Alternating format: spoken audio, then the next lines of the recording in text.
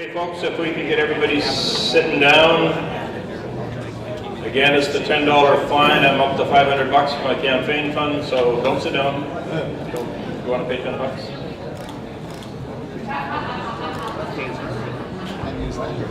Go on.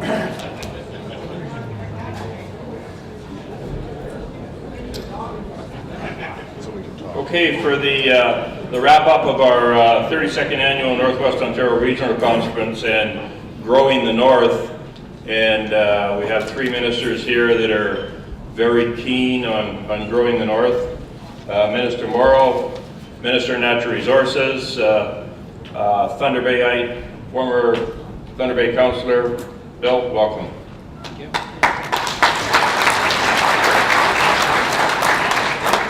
Minister Gravel, Minister of Northern Development and Mines, and Minister of everybody's friend, Michael, welcome. And Minister Ted McMeekis, Minister of Municipal Affairs and Housing, and a fairly new minister, and a former municipal politician, so understands every question we're going to ask him and where we're coming from. Thank you.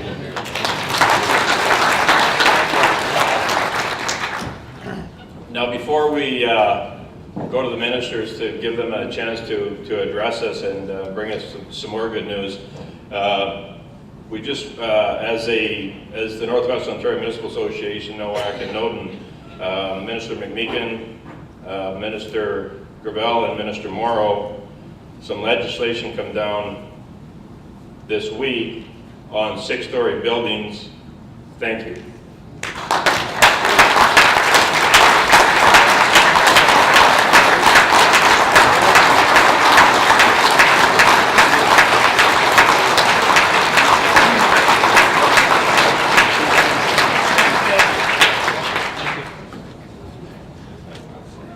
This is going to have a huge economic impact for Northern Ontario, and to be the second province in Canada to come forward with this legislation, very smart, brave move. Thank you very much.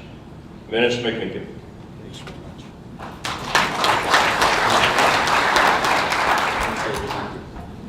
Well, thank you very much, Mr. President, Mr. Mayor, Mayor David. I just want to say at the outset on the mid-level wood rise, thank these guys. They were on the government's tail on that for a long time. Michael and my good friend Bill. You know, Bill actually introduced a private members bill. Yeah. Long before anybody else even thought of it. So let's hear it for them.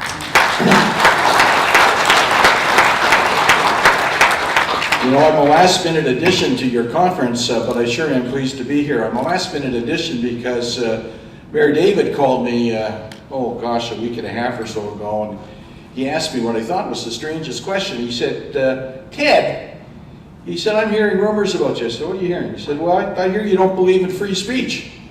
I said, I believe in free speech. All good liberals believe in free speech. He said, well, how would you like to come and give one? And I told him I'd be delighted to do that. So thanks for the wonderful invitation. I really do appreciate it. I love it here in Thunder Bay. I've been on the road the last little while. I was in, let's see, Welland on Monday, Francophone Municipal Association, and I was in Cambridge. I met with some housing groups and the council there. And then I was up in Ottawa. I met with some housing groups and made the mid-rise announcement at the Ontario Home Builders Association. I met with the mayor and his council. And a couple of other meetings, and then flew up to Sudbury for our cabinet meeting and met with the mayor. Yesterday it was a very nice meeting, and then had the privilege of saving the best for last, coming here to this conference. So I'm very pleased to be here. Now I know your conference is about to end, so I don't want to keep you more minutes than you need to be here. So. And I appreciate you changing your agenda, David, to accommodate me. And look, in short, I've been a minister for just a bit of time, and because of that, not that I don't have some municipal background. I was 29. My 29th birthday, I was elected the youngest member of Hamilton City Council. and in hindsight, I can tell you the least effective. But it was one hell of a learning experience, I'll tell you. And it was good, so as things would have it, here I am. But municipal affairs as a ministry is new to me. So a new minister ought to do what new ministers ought to do. So I'm hitting the road on what I call the Building Bridges Tour. And since being named minister, I have met with 45 different councils or mayors in different municipalities. So it's my hope, if I get to be minister for very long, I think we've had 10 ministers, Bill, over the last 13 years, so you never know, I better do it quick. I want to get around to as many municipalities as I can, because, you know, if you want to know if the shoe fits, you have to ask the people who get to make it every day, right? And I have to wear it, sorry, every day, not the people who make it. And Aristotle said that, my good friend Harry. Right. Anyhow, I always like having a beer with Harry because he's so wise. So I'm getting around, and I'm going to wind down a bit as you get really close to your election, because I'm discovering, Bill, Michael, there's not quite as much interest in meeting the minister 2-3 weeks before an election. Wonder why that is. Anyhow, you've got your sights on other things. And I first got into politics 1968. I was planning to go back to school, working at International Harvester, and a friend of mine, dual citizen, who left high school to go fight in Vietnam, came home in a box.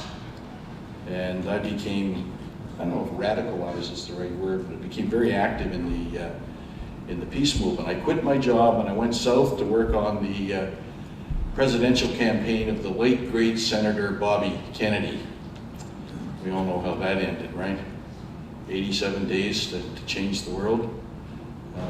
Bobby said to a group of us once, he said, "You want to change the world, don't get mad, don't get angry, get elected." Right? So I look out and I see all you elected folk, and I know you're working every day to try to change the world, so thank you for that. So as I'm getting around, I want to hear as best I can what we're doing at Queen's Park that's working for you, what we're doing at Queen's Park that isn't very helpful, and what we're not doing at Queen's Park that maybe we should be doing. How's that for an agenda?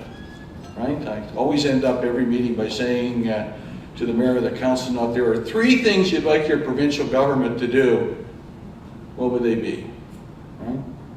Think on that, because I'd love you to pick up the phone and just call and leave me a message. Here are my 3 things, Mr. Minister. That would be great. Because, you know, simple truth is we all work better. We all make more progress socially, economically, and in every other way when we work together, right? Partnerships about achieving together the things we're less likely to achieve apart.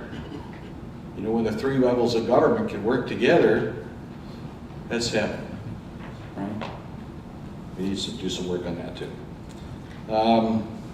On Tuesday, my colleagues, Minister Morrow and Minister Gravel, announced changes to the building code here. Thank you, gentlemen, again for your good work on that. And I made the announcement later that night, as I mentioned in passing at the home builders meeting, and it was well received, I can tell you. It's estimated that the mid-level wood announcement could, in many instances, on the cost of a house, save up to 30%. In addition to helping the lumber industry save 30% on housing costs. Now, doesn't that make sense? Right? Okay. By the way, all the regulations around that exceed the National Building Code, so you may hear some scare stories about fire or whatever, but I think we've reconciled those with the non-combustible materials provision there, which exceeds, as they say, the National Building Code quite considerably, by the way. So that's a positive step forward that should help the local forestry economy and help in the process our entire province to be more economically viable. I want to thank both Thunder Bay ministers by the way, for advocating not just on this issue, but on so many issues. I have a confession to make. You know, we have 28 people around the cabinet table, and I do my best to listen to all of them, but there are some people I listen to a little bit more adroitly than others, and Bill and Michael are two of those. When Bill and Mike speak, I know they're bringing a northern perspective, and I know I should shut up and listen. And they're doing you real justice there at Queen's Park. So while I've got your ear, I want to speak just a bit about my priorities, for what it's worth, because this is a partnership after all, right? You may have read that the Premier decided, at the urging of several of us, to be totally transparent and accountable by releasing the mandate letters. You seen those? So that spells out in very precise, fairly precise detail, exactly what the Premier and the named minister in talking together hope to achieve as part of their ministry mandate. So I was really pushy about housing. I wrote my master's thesis on housing some 37 years ago, and we did it a bit differently then. There were some programs that worked well, some not so well, and same today, but there's so much we can learn from the past if we have the courage to, not to go back, but to help us chart forward. Now, just a few weeks ago, Deb Matthews announced a renewed poverty reduction strategy and the very ambitious goal to end homelessness. Have you read that? Right? So I've been meeting with a bunch of groups, including people off the street, just to get a handle on what that looks like and to get a handle on what sort of investments, time, energy, money, expertise we need to make. Just a bit of a side, in Sudbury yesterday, met with a homelessness group there who informed Minister Matthews and I that 10 homeless people in Sudbury had accessed 600 times over 6 months emergency rooms in hospitals. Now, do you know what it costs to be in a hospital for a day? On average, well, even an economy bed, about $1,300, right? Or more if you've got special needs. So every day that a homelessness person is required to stay overnight in the hospital, that's 2 months' rent. It just doesn't make sense. It's bizarre when you think about the economies. I remember something else Bobby used to say. We should help the poor and vulnerable and unfortunate because we love them. But even if we can't get to the point where we can say we love them, we ought to do it because it's just in our best economic interest to do so, right? Anyhow, I offered that up for you. So we've expanded, remember the old CSUM program was cut, and then Chippy got all linked together and municipalities got more flexibility, and there was some millions of dollars that was lost, and it was apparent that we needed to restore some faith, more faith in the system, so we scrambled and provided that $42 million. And councils from all over Ontario, many in the north, passed resolutions pleading with the provincial government to make that a permanent fix. And we did. We've added that $42 million to the Chippy funding. Last month, I signed a renewal of our investment in affordable housing program with the Honourable Candice Bergen, not the actress, the junior minister, and that was good news. Another $800 million in provincial and federal money will be invested through the Investment in Affordable Housing Program over the next 5 years. So that's why my ministry will be holding this fall a Ministers' Forum on affordable housing, and we're going to invite people from the private sector. We need to get the private sector involved in helping us expand the definition of what constitutes social housing and the commitment they're prepared to make. Now, we may have to find a way to incent that, I don't know. But you know what? The private sector often doesn't build the very housing we most need because they can't make any money doing it. So we need to address that. We need to make sure we can fix that. So we've got to find ways to work together, all of us, the three levels of government, the private sector, groups, church groups and other groups that care passionately about this as well. And I know I can count on your help because northern municipalities have been expressing for some time their concern about homelessness and the debilitating impact that it has. So together we get that done. We've got a lot of work to do in housing. We've got a lot of work to do in other areas. You may raise some of them in the Q&A portion of this morning. We're going to get down to work. My door is open. It really is, right? And if you want me to come visit your municipality, send me a note, right? And I'll come and I'll chat and appear before your council at a mutually convenient time. Of course, I'm not going to drop everything and go wherever you want me to go. That's a little tough.